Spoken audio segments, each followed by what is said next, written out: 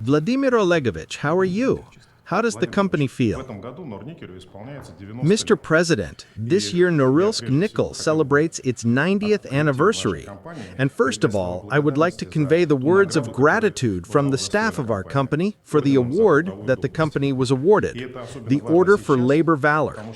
And this is especially important now because we have to work in difficult conditions. The decline in global prices for our products, disruption of logistics chains, payment chains, and the need to refocus on new, unusual markets for us. At the same time, Norilsk Nickel retains its leading position in the world in the production of nickel, platinoids, and a number of other goods, and does not concede this leadership. We have also ensured stable production of all our base metals over the past 5 years. Against the background of our company's declining revenues over the past 5 years, we are maintaining our social burden at a stable level, fulfilling environmental obligations and constantly increasing the wages of our employees. Among the social obligations, housing construction is the most acute problem for Norilsk. I would like to report to you that more than 2,000 Norilsk families have improved their living conditions recently. In the field of ecology, the main achievement of recent years is that last year we achieved compliance with your decree.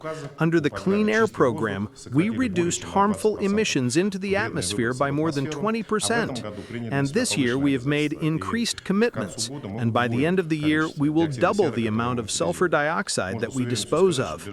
It is safe to say that in the near future, Norilsk will become a truly clean city. You don't just have nickel, you also have platinoids, right? We have platinoids, gold, and many rare metals that we use to fully meet the needs of our country. We successfully sell the surpluses on the foreign market. In general, the bulk of our company's products are sold on the foreign market, hence the advantage and stability of our company. But on the other hand, vulnerability from the point of view of sanctions pressure. And I would like to say that it helps us a lot that you personally and the government always raise these issues in bilateral political contacts, and this makes our work easier. Vladimir Olegovich, as for the environment, I know that new technologies are being introduced. Are they brought to the point where they are not only purchased and installed, but also that they work really well and improve the environmental situation? Are emissions really reduced? Vladimir Vladimirovich, emissions are indeed decreasing. Technologies are really working, but we are not standing still. Norilsk Nickel has created new systems based on domestic solutions that allow not only to calculate how much harmful substances are released into the atmosphere, but also to predict and model the behavior of the enterprise, the so-called predictive models.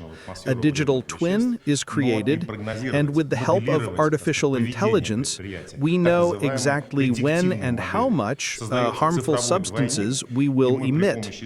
And even when these emissions meet the standards, nevertheless, thanks to the analysis of the windrows and weather conditions, we carry out these emissions so that they have a minimal impact on Norilsk residents. And these are exclusively Russian technologies that we promote.